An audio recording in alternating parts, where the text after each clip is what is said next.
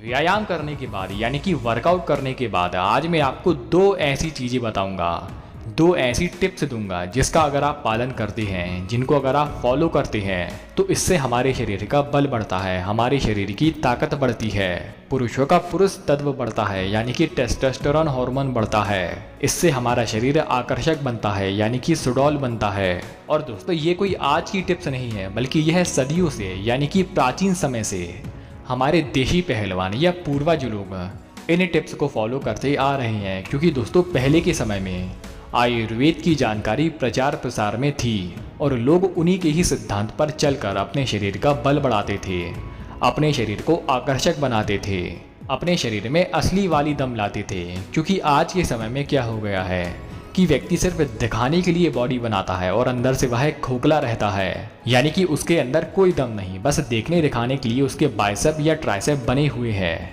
उसकी जांघें बनी हुई हैं, उसका चेस्ट बना हुआ है। करना क्या है आपको सबसे पहले अच्छे से व्यायाम करना है। व्यायाम होना चाहिए मसल और माइंड कनेक्शन से, और इसके बारे में शायद आपको पता होगा, यानी कि ध्यान लगाकर व्यायाम करना। या जिस अंग की आप कसरत कर रहे हैं तो आपका ध्यान पूरा उस अंग पर ही होना चाहिए। जैसे कि अगर आप करते हैं बाइसेप की तो आपका ध्यान होना चाहिए आपकी भुजाओं पर, कि हमारी भुजाओं पर टेंशन पड़ रही है। ये हो गया व्यायाम करने का सही तरीका।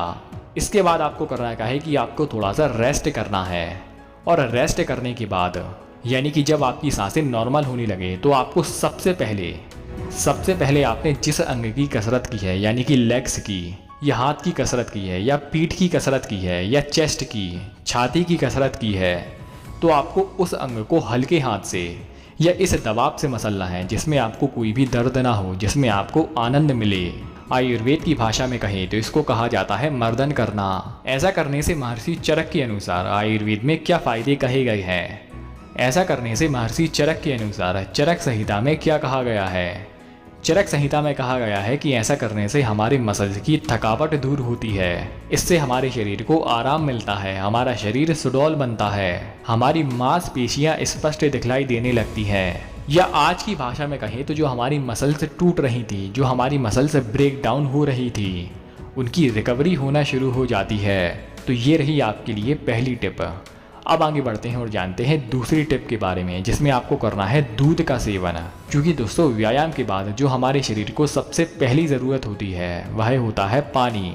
और आपको पता है कि दूध का अधिकांश हिस्सा पानी से ही बना हुआ होता है, यानी कि उसमें पानी होता है। और अगर इसको पहले के हिसाब से जाने, यानी कि प्राचीन समय के हिसाब से जाने, तो जो दूध होता है वह पुरुष तत्व को बढ़ाने वाला होता है, वह टेस्टोस्टेरोन लेवल को बढ़ाने वाला होता है। इससे क्या होता है कि हमारे शरीर में पुरुषार्थ बढ़ता है, यानी कि हमारी मसल्स बनती है, हमारा शरीर सुडौल बनता है, यह स्निग्ध होता है यानी कि चिकना होता है। तो इसका सीधा मतलब ये है कि इससे हमारे शरीर की ग्रोथ होती है। और अगर इसको आज के समय के हिसाब से जाने तो इसमें होता है कंप्लीट प्रोटीन है। और इससे होगा क्या कि इससे हमारी मसल्स बढ़ेंगी, हमारे शरीर में मांस धातु की वृद्धि होगी, इससे हमारे शरीर का बल बढ़ता है, इससे हमारे शरीर की ताकत बढ़ती है।